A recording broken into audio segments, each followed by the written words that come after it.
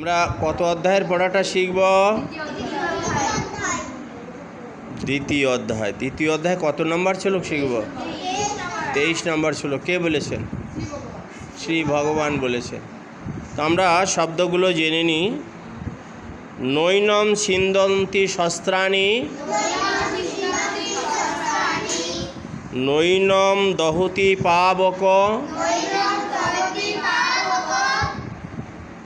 No চৈনম ক্লেদয়ন্তি up, নো শশৈতি মারত। আমরা আবারও বলি, নৈনম ছিন্দন্তি শস্ত্রাণি।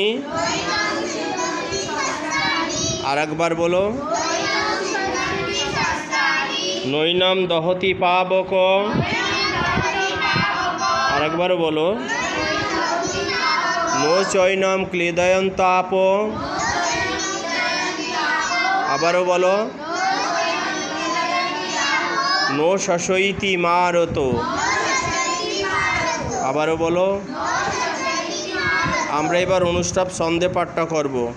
নৈনম ছিন্দন্তি শস্ত্রাণি, নৈনম দহতি পাবক, নো চৈনম ক্লেদয়ন্ত আপ, নো শশৈতি মারত। নৈনম ছিন্দন্তি শস্ত্রাণি, নৈনম দহতি পাবক, নো চৈনম ক্লেদয়ন্ত আপ, নো শশৈতি মারত। শ্রী ভগবান বললেন, আত্মাকে অস্ত্রের দ্বারা কাটা যায় না,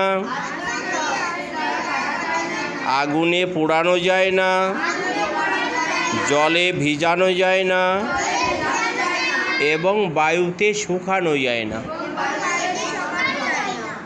বলে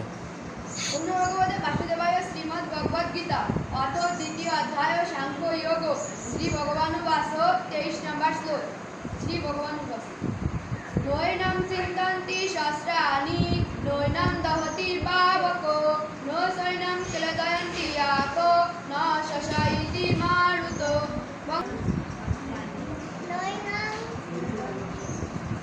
ছিন্দন্তি শস্ত্রাণি,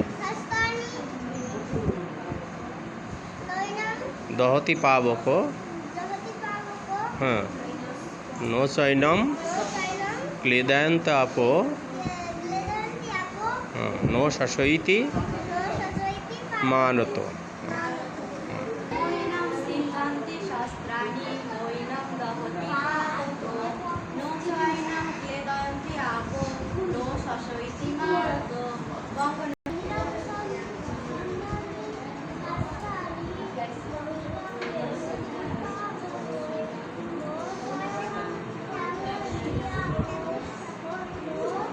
শশৈতি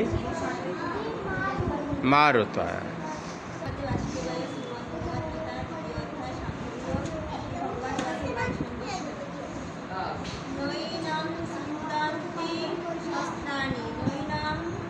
দহতি